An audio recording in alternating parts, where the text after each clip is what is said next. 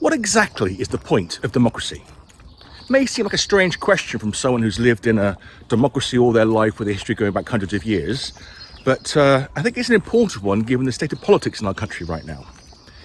In a recent survey, under 35-year-olds gave a 40% positive opinion of communism and a 25% positive opinion of fascism. And I don't think they would have done that if they thought democracy was the right thing to do. So why is it that more and more people are frustrated with democracy? What can we do about it? Well, if you don't think they are, then just link back to the last few elections, going back, say, as far as the Brexit campaign, and whether you think leaving the EU was the right thing to do or not, whether you think that putting stronger limits on immigration is the right thing to do or not. There's clearly a lot of people in this country who think so, and they voted for it. And yet, the governments they voted for didn't actually do anything about it. The results weren't there. So if your vote achieves nothing, then you might reasonably ask yourself, what's the point in voting? And indeed, in the last election, we saw yet another drop in participation. So why is it that our vote doesn't seem to change things? Well, there's a few things going on. Firstly, despite the fact that they seem to hate each other, there's often a large consensus between some of the parties on some of the fundamentals, particularly economic fundamentals, and as a result, there's actually not that much difference structurally in what they think and what they plan. Yes, the numbers are a bit higher here and there, but actually they're not as far apart as you think. And that's all to do with how they're trained, where they come from, and the sheer volume of PPE graduates we have. If you look at the Labour Party right now, in the cabinet, I think only 2 have got what I would call a real degree. And as a result, they're messing up all over the place.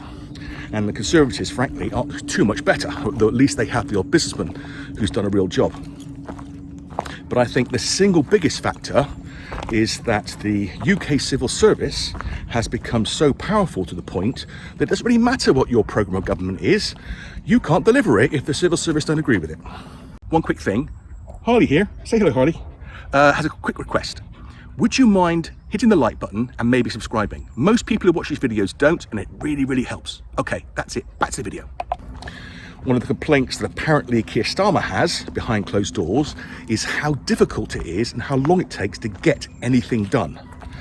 And when you look into why that is, it's nearly always something to do with the civil service. Some reason why you can't do things the way you want to do them, why it takes longer, why there's this regulation or that regulation or this reason. And if you look at the previous administrations, the sheer volume of leaks, the idea that the civil service is an independent institution that will serve the government of the day is frankly laughable. So what we have is an institution that is supposed to serve the democratically elected leaders of our nation, but instead is willfully stopping them and promoting its own ideas. Now, this is just an opinion, but there are others out there who have actually worked and lived inside the government machine who are of the same opinion. If you're familiar with the comedy Yes Prime Minister and its predecessor Yes Minister, then there are many politicians who don't see it so much as a comedy programme and more of a documentary of how things actually work. And if you haven't seen it, I implore that you do, because it will explain a lot about what is wrong with democracy in this country right now. Ta-da!